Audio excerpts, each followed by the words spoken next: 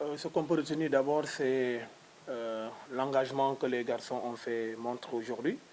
Donc c'était un match un peu, je pense qui reflète un peu le championnat, le CHAN, la compétition africaine.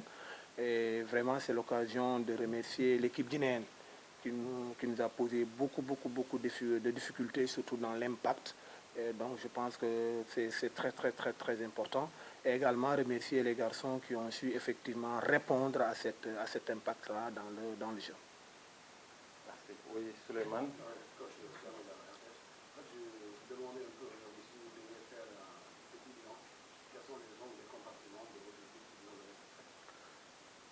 Toujours on est dans le secteur défensif. On a joué 2 matchs sans encaisser. Donc la journée passée, on avait qu'un seul tir cadré. Aujourd'hui, j'attends de voir la vidéo et de compter le nombre de tirs que l'équipe adverse a effectué, surtout dans la zone centrale. Mais on a remarqué que ce n'était pas nombreux. Donc le plus important, c'est que le bloc était compact et les garçons tentent de faire la transition. Et je pense que nous allons insister à la semaine prochaine, Inch'Allah, nous allons changer de registre, travailler effectivement la liaison milieu-attaque et surtout favoriser la transition def-off. C'est bon. Oui, Suleiman. On a vu des changements, beaucoup d'envois. Vous avez quasiment changé, apporté 8 changements, comme le 11 du dernier match. Est-ce que cette équipe a quelque chose de mieux que celle qui avait joué le match? Je pense que la remarque elle est pertinente. Surtout, je n'ai pas noté une grande différence entre les 2 équipes. Parce que les garçons ont répondu effectivement de façon très rigoureuse sur les structurants de notre projet de jeu. C'était ça le plus important. Parce qu'après, à l'issue probablement de ces 2 matchs-là, ou éventuellement, il faudra prendre des décisions. Et pour ça, il faut mettre les garçons dans ces registres-là. C'est hyper important parce que les garçons, ils jouent dans des clubs différents. Donc on les sélectionne en fonction de leur potentialité et voir comment ils vont répondre à notre exigence sur le plan tactique. Parce que nous, on est très exigeant sur le plan tactique parce qu'on sait qu'aujourd'hui le football de haut niveau c'est des exigences. Parmi ces exigences, c'est vraiment les exigences tactiques. Oui, Adi. Très bonne question.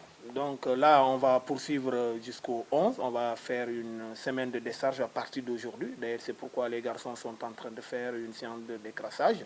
Donc demain, on va couper complètement. Et on va placer une petite séance le mercredi après-midi, une séance de 55 minutes. Et jeudi est dédié effectivement aux journées de tests. On va faire des tests d'agilité et d'endurance parce qu'on a noté effectivement que les garçons sont un peu émoussés à l'image du jeune Ousseynou Falsec. Donc il faudra prendre les données pour pouvoir travailler sur ce registre-là. Maintenant, à partir de la semaine du 14, on a prévu effectivement 2 semaines fortes du 14 au 23. Vous d'abord. Coach, là, sur le là, la dernière fois, vous avez rappelé que vous allez rentrer à la maison et voir la vidéo pour le final aussi. Et c'était faisant les choses, vous avez gagné 2 buts à 0.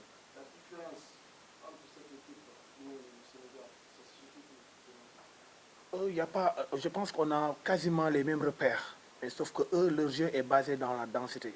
Mais il faudra compter sur cette équipe guinéenne. Je pense qu'elle continue à travailler parce que déjà elle a quelque chose d'hyper important, c'est la densité dans la zone de jeu. Parce que le football, il y a 3 espaces essentiels. Il y a ce qu'on appelle la zone d'approche, la zone où se situe le ballon. Il y a l'espace de coopération et l'espace d'entraide. Eux, ils sont très bons dans l'espace de jeu proche, mais également dans l'espace d'entraide. Maintenant, là où ils pêchent un peu, c'est l'espace de coopération. Maintenant, comme ils ont des joueurs qui sont un peu rapides, probablement, ils ont décidé d'aller arracher cet espace-là avec des sprints. Mais il faudra compter sur cette équipe. Déjà, elle est très dense dans la zone de jeu. Et techniquement, c'est des garçons qui savent jouer au ballon. Dernière question.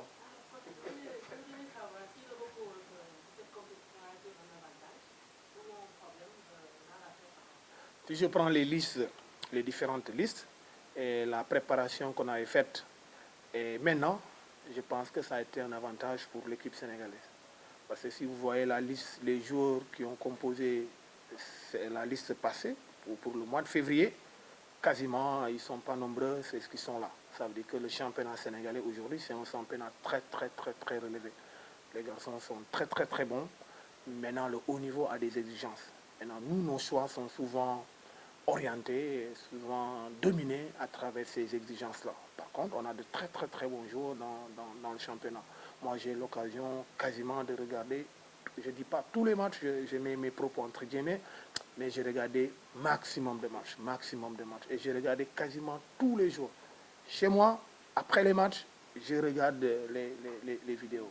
À travailler des TV, c'est l'occasion des sports, c'est l'occasion de les remercier également. La publicité est gratuite. Oui, bon, MK. Coach, j'espère que vous allez bien, c'est MK, Oui. Qu'est-ce que vous avez prévu de faire avant le chat? Ah, peut-être ta question nous servira de prière. Je viens de m'entretenir avec le directeur technique national. Je pense que la fédération n'aménagera aucun effort effectivement pour nous trouver ces matchs-là. Donc on a des propositions. Je pense qu'ils vont l'étudier, Inch'Allah, probablement. On a prévu dans notre programme, effectivement, des tournois en ce sens. Merci, bon, merci. On va lui permettre de répondre à quelques questions en Wolof, peut-être après en Malinké pour nos confrères de la